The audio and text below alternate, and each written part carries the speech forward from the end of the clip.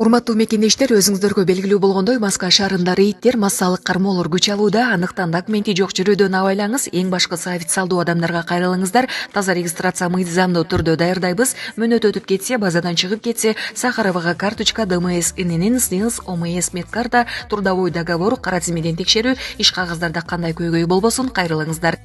Байланыш телефону +7 929 541 02 05. MCN Coin'ге алданган 900гө жакын адамдын акчасы кайтарылып берилди. MCN Coin крипто активине акчасын алдатып жиберген 898 адамга 1 миллион 700 миң доллардан ашык акча каражаты кайтарылып берилди. Бул тууралуу Ички иштер министрлигинин кылмыш иликтөө башкы башкармалыгынын кызматкери Данияр Закиров биринчи радиого маек берип жатып билдирди. Анын айтымында тергөө иштеринин натыйжасында 900гө жакын жаранга акча каражаты кайтарылып берилген. Ички иштер министрлиги тарабынан өткөн жылдын 12 сентябрында кылмыш жаза кодексинин 209 беренеси менен иш козголгон. Учурда тергөө иштери жүрүп, Бишкек шаарынын 2 районунда иш каралып жатат. Азыркы тапта 898 адамга 1 миллион 700 миң доллардан ашык акча каражаты кайтарылды. Алданып калган жарандар бизге арыз менен кайрылса болот, деди. Ошондой эле Данияр Закиров жарандардын акча каражатын алдап кеткен криптоактивдерди жарнама кылган белгилүү адамдар мыйзам чегинде жооп бере турганын кошумчалады. Беле кетсе коомчулукта MCN Coin криптоактиви тууралуу кырдаал уюштуруучулардын бири адамдар аларга алданганын айтып чыккандан баштап талкуу жаратууда. 5 февралда УКМК кызматкери бир нече адамды кармашкан. Шектүүлөрдүн бири Дубайга учууга аракет кылып жатканда кармалган. Буга чейин MCN Coin виртуалдык активинин негиздөөчүлөрүнүн бири жаран уюштуруучулар 2,5 миллион доллардай каражат тапканын, бирок акчаны жарандарга кайтарып бере албай тургандыктарын билдирген. Булак супер кежи.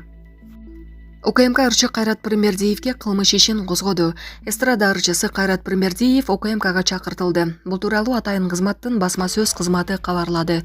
УКМК тарабынан жүргүзүлүп жаткан ыкчам издөө иш-чараларынын алкагында расалык, этностук, улуттук жана диний кастыкты козутуу боюнча козголгон кылмыш ишинин алкагында Кайрат Пирмердиевге карата Айран YouTube каналында сүйлөп жатып, улуттар аралык кастыкты козутууга багытталган билдирүүлөрдү жасагандыгы үчүн өлкөдөн чыкпоо тууралуу жазуу түрүндөгү бөгөт коюу чарасы тандалып алынды деп билдиришти УКМКдан.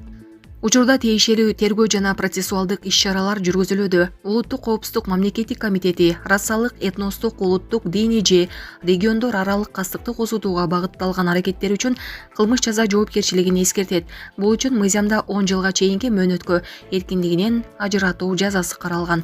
Буга чейин социалдык тармактарда ырчынын казакстандык журналисттерге берген маеги талкууга түшкөн. Пирмердиев Айран YouTube каналынын кыргыздар казактардан эмнеси менен айырмаланат, Кыргызстандын демократиясына ким жолдоо болду деген аталыштагы чыгарылышында Ормон хан казактардын акыркы ханы болгон Кенен Сарынын башын алган үчүн казак элинен кечирим сураган. Берүүдөн казакстандык журналисттер бир нече кыргызстандыктардан маек алышканын көрүүгө болот. Булак супер кежи.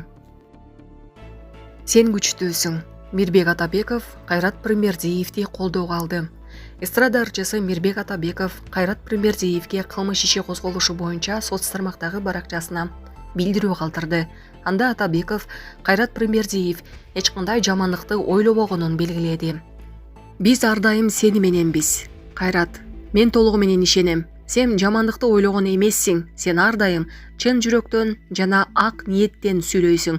Мен сенин кандай адам экениңди билем. Ак ниет, боорукерсиң жана түз жүрөсүң. Сени тааныгандар сенин чыныгы жүзүңдү билишет. Сен күчтүүсүң, деп жазды Мирбек Атабеков. Улуттук коопсуздук боюнча мамлекеттик комитет бүгүн 10 февралда ырчы Кайрат Пирмердиевге кылмыш жаза кодексинин расалык, этностук, улуттук жана диний кастыкты козутуу боюнча кылмыш иши козголгонун кабарлаган. Буга ырчынын Айран YouTube каналына берген маеги себеп болгон. Анда ырчы Ормон хан казактардын акыркы ханы болгон Кенен Сарынын башын алган үчүн казак элинен кечирим сураган. Булак супер кежи. БШКны башкарган Нуржан Шайлдабекова кызматынан кетти. Кыргызстандын шайлоо жана референдум өткөрүү боюнча борбордук комиссиясынын төрайымы Нуржан Шайлдабекова кызматтан кетти. Бул маалыматты БШКнын маалымат кызматы билдирди. Маалымдалгандай, Нуржан Шайлдабекова кызматтан өз каалоосу менен арыз жазган.